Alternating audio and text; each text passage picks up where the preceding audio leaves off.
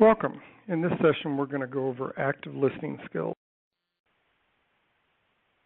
And when we talk about active listening skills, this is a little bit different than just listening. We're going to talk about not just the art of listening, but we're going to talk about how to listen in a way that telegraphs to your prospect that you hear and you understand what they're meaning.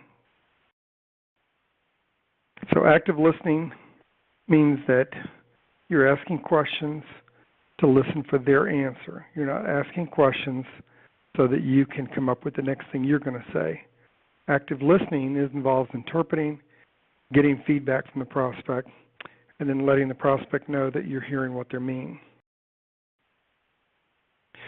There's really 6 kinds of active listening. First one is acceptance responses. And we do acceptance responses by saying things like, I see, I understand, yes, and making eye contact. The listen is not just the verbal response, it's the behavioral congruency with our verbal response so that the prospect feels that they're being heard. Now, repeating is another one.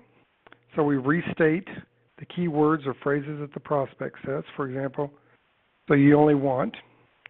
So I'll analogize that to, for example, seniors are concerned about 4 things. They're concerned about managing the expense of the doctors, hospitals, recovering home after a procedure, or not leaving a financial burden to their family. So I might say to a senior, when you think about managing your health care expenses, are you more concerned about managing your doctor's hospital, recovering after a procedure, or not leaving a final expense for your family? And if they come back and say, managing my doctor's expense, then I'm not going to use the doctor one again, but I am going to restate it, and then I'm going to use a tie down and a trial close. So I'd say, so how many times you go to the doctor a year? Well, I go to the doctor 4 times a year. So on any new plan you design today, you want to make sure all your doctor bills are paid. Is that what I hear you saying? See how I repeated what they said? And they go, yeah, that's what I want to do. And the other thing I did by saying so on any new plan you design today is I made it clear that they're designing a new plan. And it can only be a new plan if it's replacing an old plan. So they know that we're here to do business. They know that they're designing a new plan and they're going to be buying a new plan. They know that I expect action. So that's repeating. That's restating the key words or phrases in a way and using the tie-down questions that we did from our previous training to do a trial close.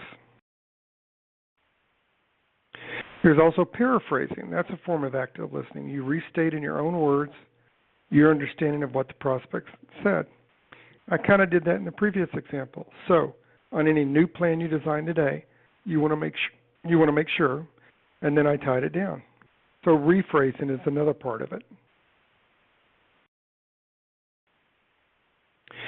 Also, reflective listening is a part of active listening. You give feedback to the prospect, and you feedback the emotional overtones of their comments. That can be so frustrating. And you want to make sure that you're congruent with your voice tone and your message. So remember, you paraphrase content and you reflect emotion. If they sound upset, you paraphrase the content, but you reflect the emotion. That can be so frustrating. Yeah, that can be frustrating. That can be really frustrating. So I've said it 3 different ways, paraphrasing their content, but reflecting the emotion that they express it in. Then you can use clarifying questions. So clarified questions are when your prospect says something not clearly understood or it's open for interpretation. Then you ask questions to clarify the meaning of their message. So a prospect says health insurance is expensive. And the agent might say, is it more than you expected or more than you're willing to pay? See, some people might hear health insurance expensive as an objection or a statement that they're not going to buy from you. But by hearing it as a question and then asking a clarifying question, is it more than you expected or more than you're willing to pay? And you can do that with any industry. So in credit card processing, they say, oh, they're always charging extra on those processing fees. Well, they charge them more than you expected or more than you're willing to pay. You see how we use clarifying questions?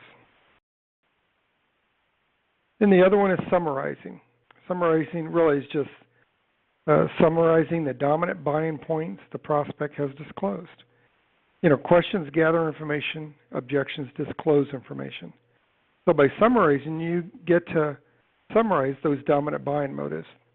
You want to make sure you use the prospect's words and phrases as much as possible.